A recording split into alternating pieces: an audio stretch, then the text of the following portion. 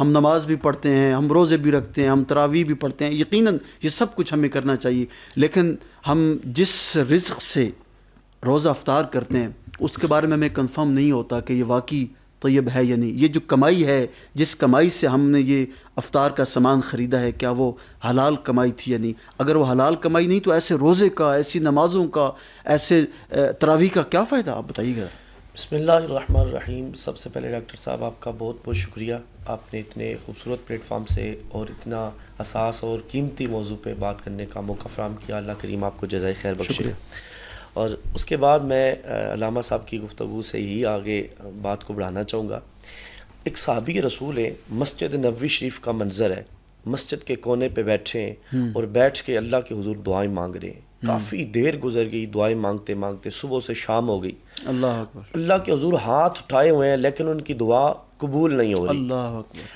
اب ادھر جانے جانا رحمت کائنات نبی صلی اللہ علیہ وسلم کی تشریف آوری ہوتی ہے. اللہ اکبر. اور حضور علیہ الصلوۃ والسلام نے جب اپنے غلام کو اس حالت میں دیکھا اور دیکھ کر فرمایا کہ اے میرے غلام ذرا یہ تو دیکھ، جو تو کماتا ہے، جو کھاتا ہے، اس کے اندر کوئی کہیں کمی تو نہیں ہے. اللہ اللہ وہ عرض کرتے ہیں یا رسول اللہ صلی اللہ علیہ وسلم میں اتنا غریب ہوں، 10 روپے کماتا ہوں، ٹوٹلی 10 درہم.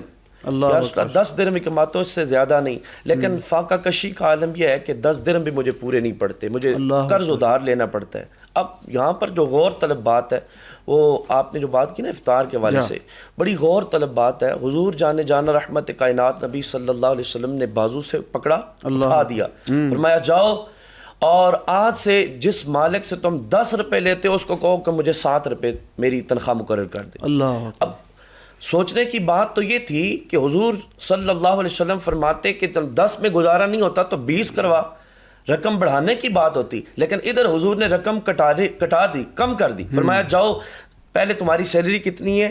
10 روپے، اب تم کتنی کرواؤ اپنے مالک سے؟ 7 روپے کروا دو. وہ چلے کہ انہوں نے بات دوسری نہیں کی. تو پتہ چلا حضور صلی اللہ علیہ وسلم جو بات کہہ دیں اس بات کے آگے بھی دوسری بات کرنی کیا بات ہے، کرنی نہیں چاہیے. خوبصورت. صحابہ وہ غلام چلے گئے، جا کے اپنی سیلری 7 روپے کروا لی.